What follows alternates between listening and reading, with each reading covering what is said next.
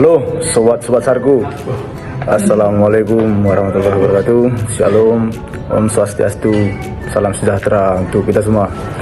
Di sini saya akan memperkenalkan diri. Nama saya Dapat Namanangan Saragi dari instansi Badan Nasional Pencarian dan Pertolongan Angkatan 20 Kelompok 2 Jabatan Peranata Pencarian dan Pertolongan Pemula.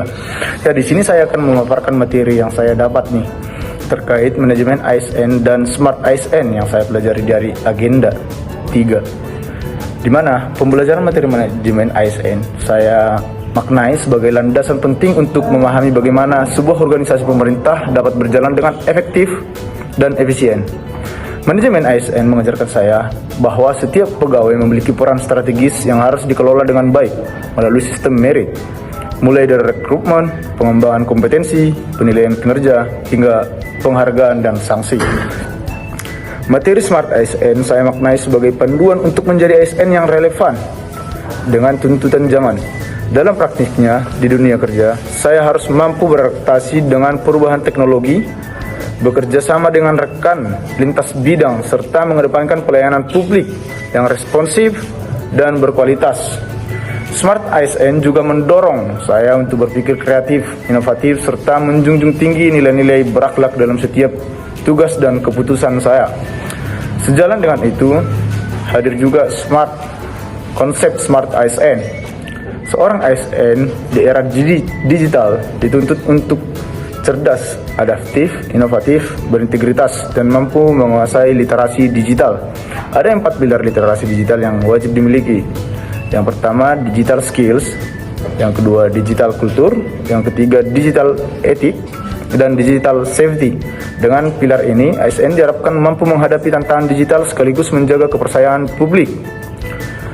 Setelah saya memahami materi tersebut, kita lihat 4 contoh tentang isu digitalisasi pemerintah yang membuat saya paham duduk kasus tersebut. Yang pertama, kasus penipuan mengatasnamakan Taspen. 2 pelaku berpura-pura sebagai pihak Taspen menyebarkan link atau tautan aplikasi, lalu mencuri data pensiunan hingga menyebabkan kerugian mencapai kurang lebih 300 juta. Masalah ini terjadi karena keterampilan digital korban terbatas atau ibarat kata kurang pencegahan. Verifikasi informasi lewat kanal resmi Taspen sebisanya jangan pernah dibagikan karena ini menyangkut data pribadi, karena kebanyakan adanya indikasi penipuan. Yang kedua, kasus serangan ransomware ke Pusat Data Nasional Sementara atau PDNS. Hacker Brain Cipter berhasil mengenkripsi data dari PDSN Surabaya, membuat layanan 210 instansi terganggu, termasuk imigrasi. Penyebabnya adalah lemahnya sistem keamanan dan minimnya backup.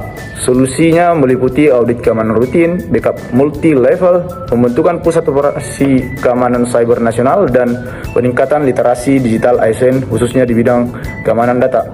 Yang ketiga, kasus penipuan berkedok KTP digital di Dinas Pencatatan Sipil. Modusnya pelaku menelpon korban berpura-pura sebagai petugas resmi, lalu mengarahkan korban mengunduh aplikasi palsu dengan data pribadi korban dicuri, rekening terkuras. Solusinya ya mungkin bisa dengan mengedukasi publik atau masyarakat untuk memperkuat keamanan aplikasi resmi dan lebih cermat memilih aplikasi yang lebih baik, atau lebih cermat memilih aplikasi yang sudah diawasi oleh pemerintah supaya membangun budaya digital yang lebih kritis. Yang keempat, kasus pungutan liar di instansi pemerintah, misalnya pungli tilang di jalan tol dan pungli SIM di kepolisian. Dampaknya jelas, masyarakat rugi, rasa kepercayaan publik terhadap instansi tersebut menurun.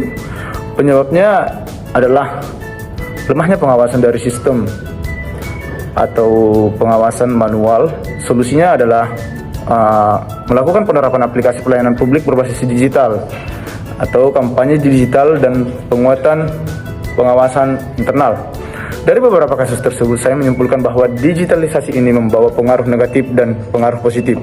Kita harus menguasai diri untuk hal baik dan hal buruk, karena semua tergantung bagaimana kita dapat menyikapinya menjadi sebuah digital yang membangun dan membantu masalah digital di pemerintah.